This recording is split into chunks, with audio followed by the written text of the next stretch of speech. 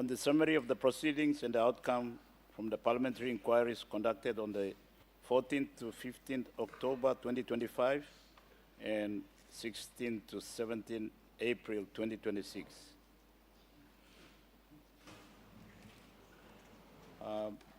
Mr. Speaker, I seek leave of the Parliament to make a statement in connection with the report. Is leave granted? Leave granted. Make your speech. Thank you, Mr. Acting Speaker. I want to preface my statement by acknowledging in Parliament today the students from New Irma Junior High School, the students from Marianville Secondary School. These are our children and young people, youths, representing our children and the youths of our country here for this occasion. I want to acknowledge to our NGO partners who have been working with our committee and working also in this space that are also represented in Parliament today at the public chamber. PNG Council of Churches, Save the Children Fund, Children's Fund, Equal Playing Field. I also want to acknowledge our development partners, UNICEF, UNDP, Department of Foreign Affairs and Trade from Australia, another representative of a partner government from within our region, especially from Japan, Korea, European Union, World Bank, and other private corporates who also work in this space and are here today for this occasion of the presentation of our report. Mr. Acting Speaker, I rise today to present to this Honourable House the first report of the Special Parliamentary Committee on Children and Youth Wellbeing, arising from its parliamentary inquiries conducted on the 14th to 15th October 2025 and 16th to 17th April 2026. At the outset, I wish to commend the government, this Honourable House, and particularly the Honourable Prime Minister for the vision and leadership shown in establishing this Special Parliamentary Committee. I commend too the Leader of Government Business for moving the motion to create the committee in May 2025. This initiative reflects an important national recognition that as Papua New Guinea marks 50 years of independence, we must also look forward to the next 50 years and place children and youth at the center of our national development agenda. Mr. Acting Speaker, the establishment of this committee was not without deeply considered forethought. The decision to establish this committee reflects a deliberate commitment on the part of the government and our national leadership here in the National Parliament to ensure that no child is left behind as we advance into our next 50 years journey. The Honourable Prime Minister himself has consistently emphasized that the future prosperity, stability, and security of Papua New Guinea depend on the well-being, development, and opportunities available to our children and the youths of today. The asset and burdens that we leave behind will rest on the shoulders of our children and those who are yet to be born. What we saw now as leaders, our children and youth will bear in their time, be it of drought and famine or riches and plenty. Mr. Acting Speaker, Honourable Members of Parliament, the leadership of Papua New Guinea, through the establishment of this committee, is reaffirming our country's international commitments. As a member state of the United Nations, as a signatory to the United Nations Declaration on Human Rights, a signatory to the Convention of the Rights of of Children and a signatory to the Sustainable Development Goals, our country has committed itself to ensuring that every child survives, learns, is protected, and has the opportunity to reach their full potential.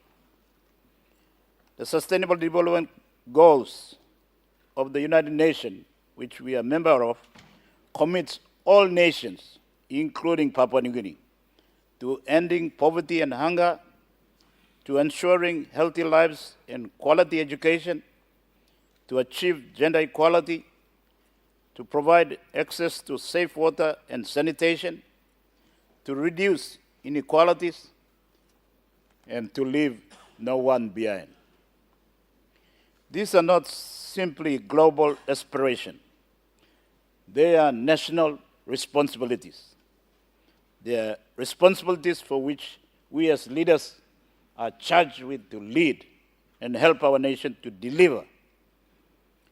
Mr. Acting Speaker, since the establishment of our committee, myself as chairman, Honorable Francisca Semoso as my deputy, member for North Bougainville Open, and all our members of the committee, which I want to mention all of them, Mr. Acting Speaker. Honorable Sasindra Mutaval, Honorable Lawyer Boy Samuel, Honorable Francis Yori Alua, Honorable Mash Narawek, Honorable Rufina Pida, Honorable Kit Idu, Honorable Simon Kaiwi, and I want to also mention and give credit also to Down Minister Honorable Solen Loifa. Before his appointment, he was member of our committee. We have taken this responsibility for our children and the youth of our country very seriously, Mr. Acting Speaker, members of Parliament. Our two full inquiries convene the departments, stakeholders, duty bearers responsible for our children and youth from education, from health, documentation, Treasury, Department of Finance, Community Development, and other stakeholders to attend the two important inquiries. The inquiries have come at a significant inflection point for our country, and we have used them as platform to ensure that critical progress for children and youth is documented, monitored, and most importantly, is on track. The committee has been encouraged by the major government initiatives and reforms that has taken place, including the tuition fee free education policy, which has significantly expanded enrollment across elementary, primary, and secondary education. The government's approval of financing for early childhood education teachers as a start to the implementation of the early childhood education policy, a landmark step towards strengthening and foundational learning that is absolutely critical for the journey of our citizens, starting at an early age. Increased investment in vaccine, health commodities, and the effective polio outbreak response. The passage of the Civil Identity Registration Act 2024, very important to Mr. Acting Speaker. The re-establishment of the National Child and Family Services Council, increased national attention on youth development, employment pathways, and digital opportunities, and the creation of the National Youth Development Authority to replace the National Youth Commission. These are imperative achievements and progress that demonstrate growing political commitment to investing in the next generation. Mr. Acting Speaker, honorable members of Parliament, our country, Papua New Guinea, is a young nation with enormous potential.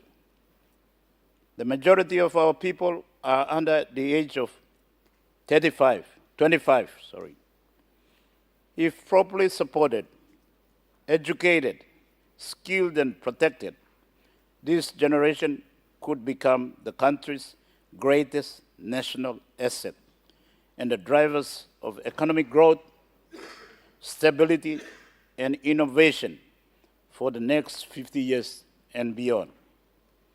But the inquiry also confirmed that too many children and youths remain left behind. Despite stronger policies and increasing investment, national outcomes sadly remain deeply concerning, Mr. Acting Speaker, members of Parliament. Only 48% of children receive full routine immunization coverage.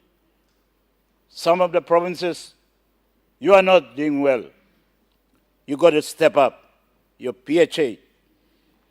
48% of children under 5 are stunned due to chronic malnutrition. 48%, Mr. Acting Speaker, nearly half of our children. Only 13% of births are formally registered. You may like him all by got an ID, but they cannot even get birth certificate. Only 13%. Only half the country has access to basic water services. That's very, very important, critical to the health and hygiene of our children, to give them the start they need in their life journey. Only 23.6% of the population have access to basic sanitation, and it's worse in the urban areas. You plan in charge of water PNG na, this utility companies belong government. Please take note of this. Only 45% of grade 3 children meet minimum reading standards, and 27.7% of youth are not in employment, education, or some training. Mr. Acting Speaker, members of Parliament, these are not simply statistics. These numbers represent children, represent youths whose opportunities are being constrained before they even begin their life properly. They represent unrealized human potential, weakened national productivity, and growing inequality across provinces, communities, and in our entire nation. The committee concluded that Papua New Guinea does not primarily suffer from lack of policy or even lack of financing. Policy here, you may pull up stuff. The central challenge facing our country today is weak implementation, fragmented system, poor coordination, weak data system, insufficient accountability for result, and in some cases, there is duplication of roles and responsibility.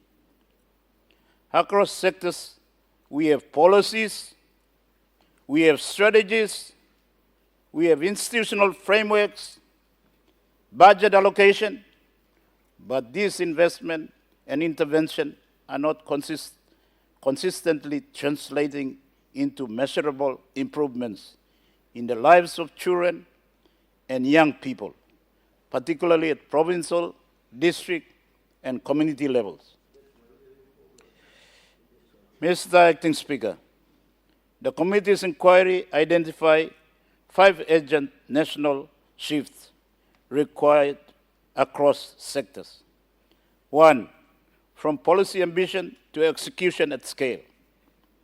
2, from fragmented systems to integrated child and youth-focused service delivery. 3, from input-based budgeting to outcome accountability. Honorable members, Mr. Acting Speaker, you miss focus too much long.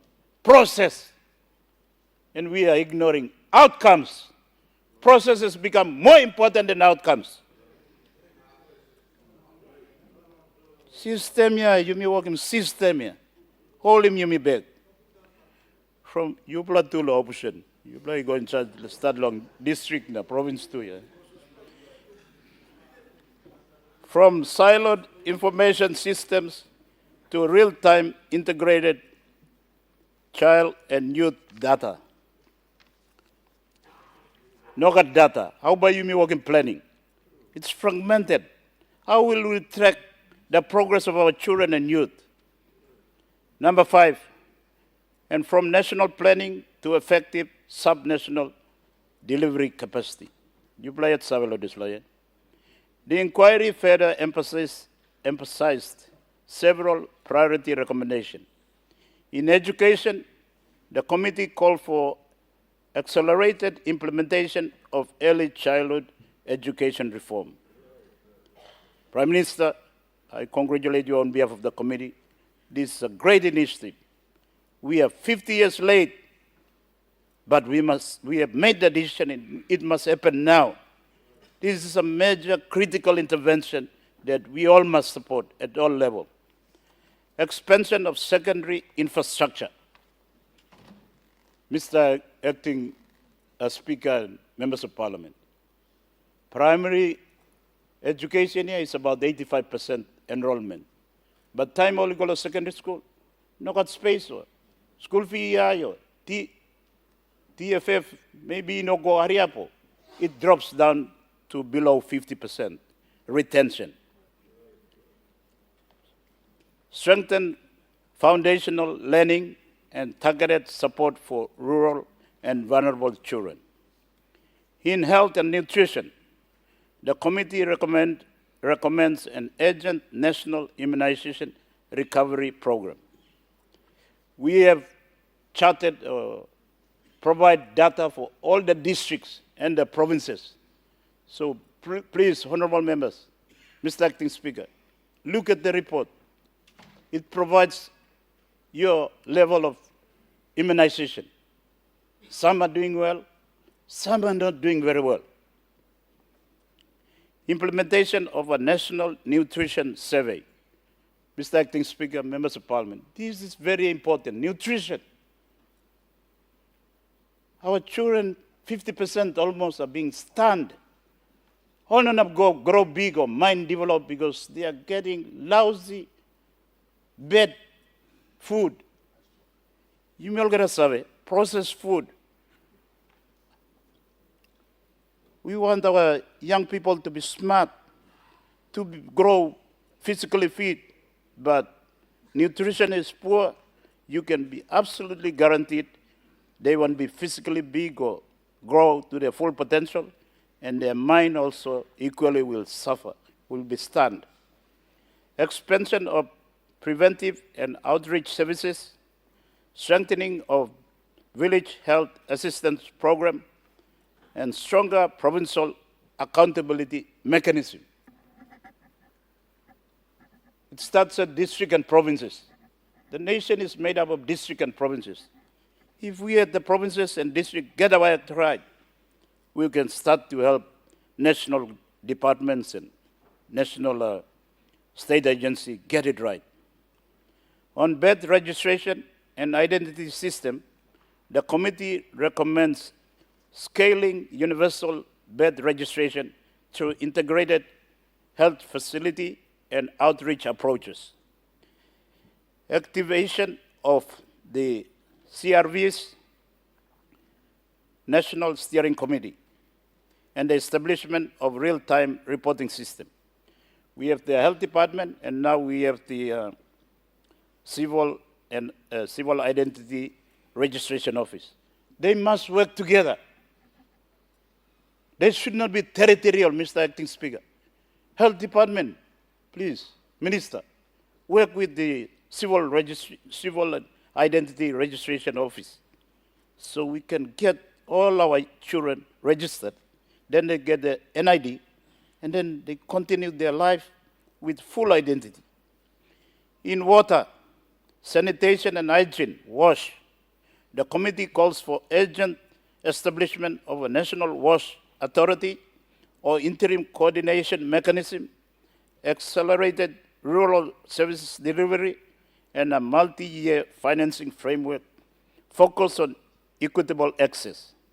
Clearly defining institutional roles, responsibility, and accountability mechanisms are required to prevent duplication of function and avoid confusion in mandates and areas of responsibility with water PNG.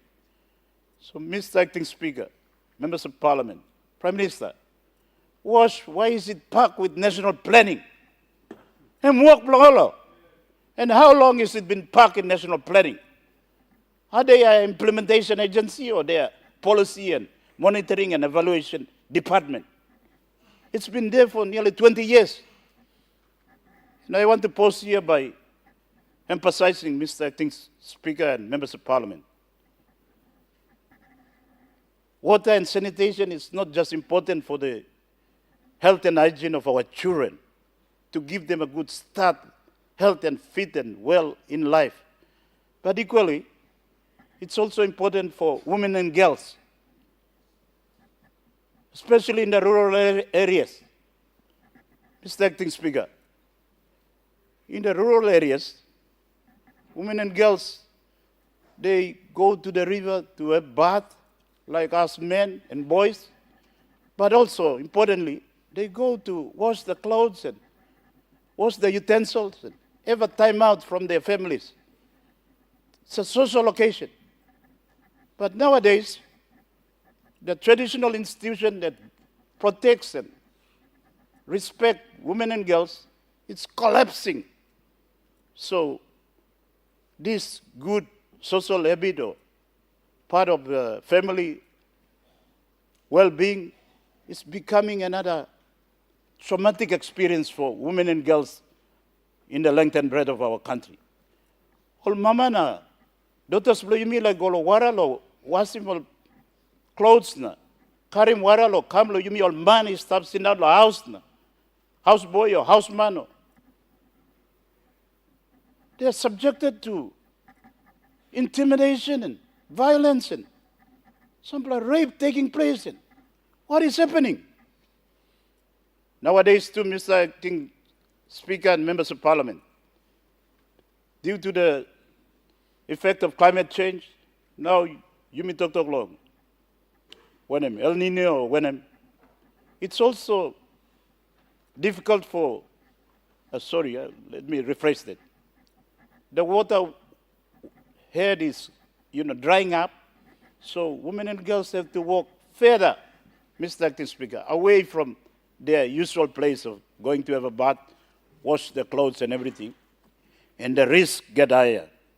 So wash is not just important for our children, our youth, important for us adults too.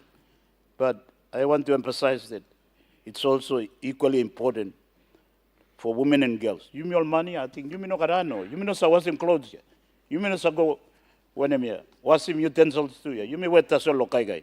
And then we go and intimidate women and girls who are doing this hard work, daily work, to sustain all of us. In child protection and juvenile justice, the committee recommended stronger preventive system, rollout of provincial child protection council, training and deployment of children protection officers as soon as possible, strengthening online safety framework, expansion of diversion, rehabilitation programs, and improved reintegration support for vulnerable youth. Some of our government departments are doing great work. Minister for Justice and Attorney General, our juvenile division in that department is trying its best, but they need support. There are many stakeholders who are doing their best. They need support.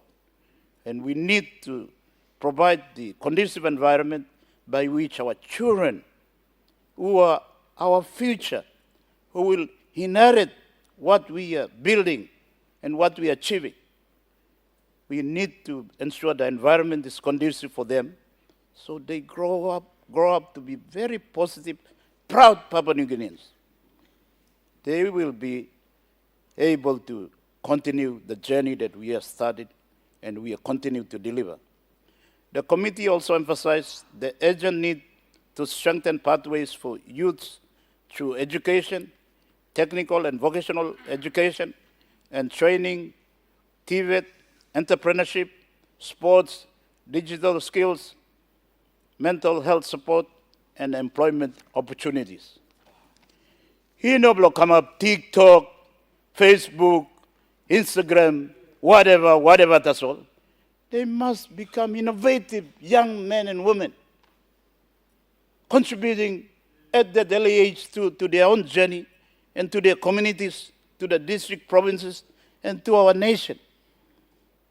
Mr. Acting Speaker, the inquiry reinforced a simple but important principle.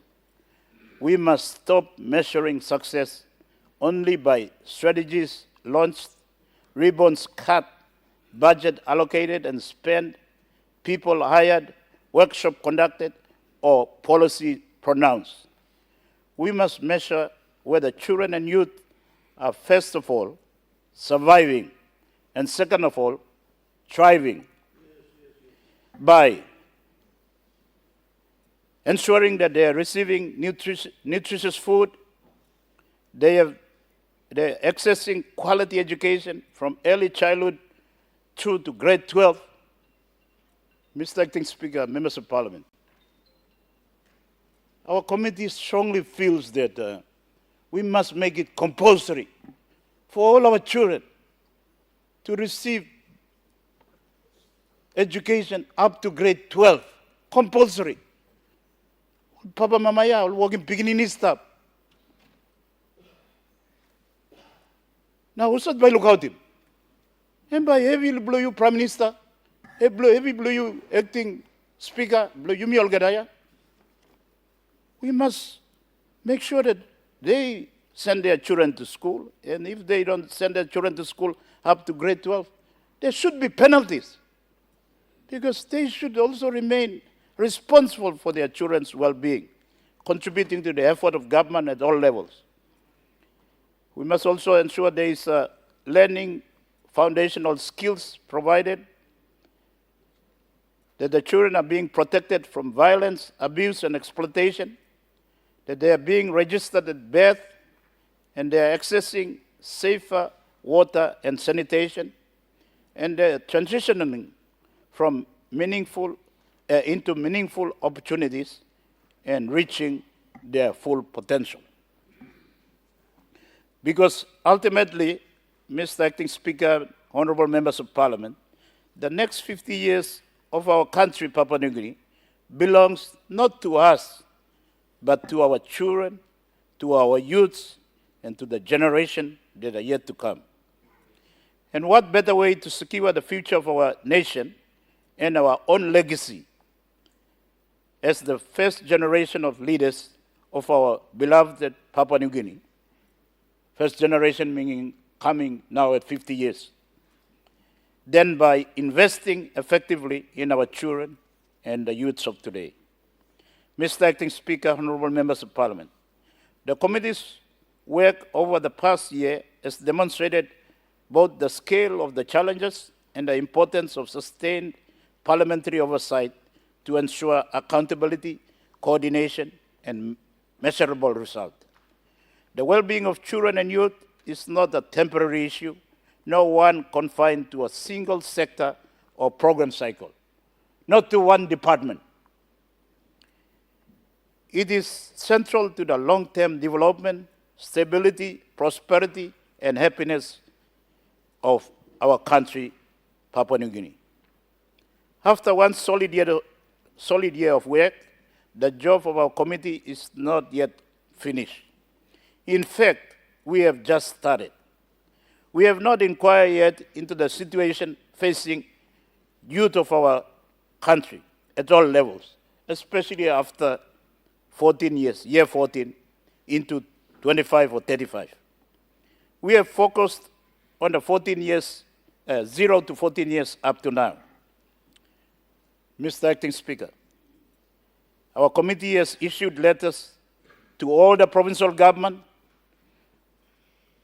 the autonomous ABG government, our municipal government in NCDC, and various government departments and agencies to submit report on all existing youth initiative programs and platforms initiated at all levels to ensure and provide for our youths of our country, especially between 15 to 30 or 35.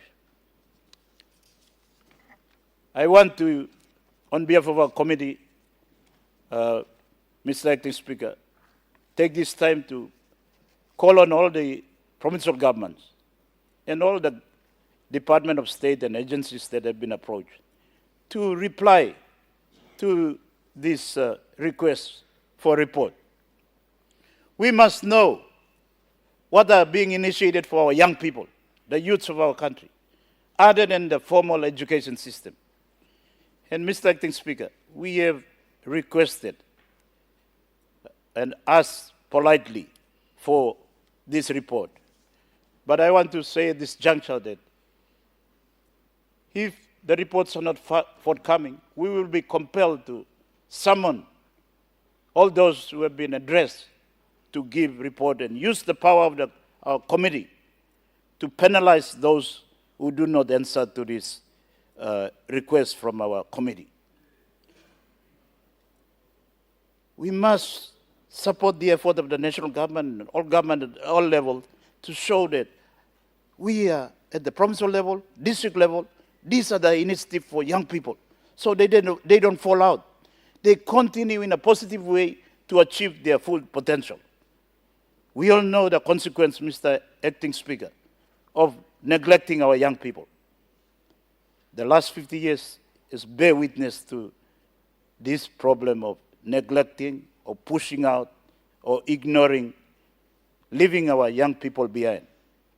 The well-being of our children and youth should be at the forefront of every parliament, every political leaders, every government at all levels in the agenda, in your budgeting and your plans for your district and for your province, up to national level. For this reason, Mr. Acting Speaker, members of Parliament, the committee respectfully recommends that the Special Parliamentary Committee on Child and Youth Wellbeing be transitioned into a permanent parliamentary committee of this Honourable House so that we continue to have oversight. We don't leave it to one department, Department for Community Development. We give you youth, National Youth Development. Before you used to be National Youth Commission, you sense him name, you go National Youth Development Authority. What's happening? You work in policy, nothing is happening. Money come on God. And then to the Department of Health, and then to Attorney General, CIS and the police, juveniles, and we must have permanent parliamentary committees that have oversight so that ensure that all the departments are working in unison, in coordination, and implementing clear state policy so that we are progressing and seeing improvement in this very critical part of our citizens' development. Such a step, Mr. Acting Speaker, members of Parliament, would institutionalize parliamentary leadership and ensure sustained national focus on child survival, child development, child protection, child participation, and youth well-being across successive government and national development plans. Not just for this Parliament, Mr. Acting Speaker, members of Parliament, but future parliaments must continue to have oversight. Mr. Speaker, Mr. Acting Speakers, pardon me, members of Parliament, as we celebrate 50 years of nationhood, the Parliament has an opportunity to help shape the next 50 years by ensuring that all children and youth in Papua New Guinea are visible, valued, protected, and given the opportunity to thrive. Our children's tomorrow depend on the decision and action that we take today. Before I conclude my statement, Mr. Acting Speaker, let me take this time to thank the members of our committee, and importantly to thank our development partners, principally UNICEF and the UNDP, United Nations generally, and to thank all the other governments who have supported the committee and continue to work in this space, including the government of Australia through DFED, government of Japan, South Korea, the EU, and other development partners who are working in this space. Let me also thank our committee again for the wonderful work that we have done. For me, it's been a privilege to be chairing this committee. It's a committee that, for the first time, we have set up in this honorable house.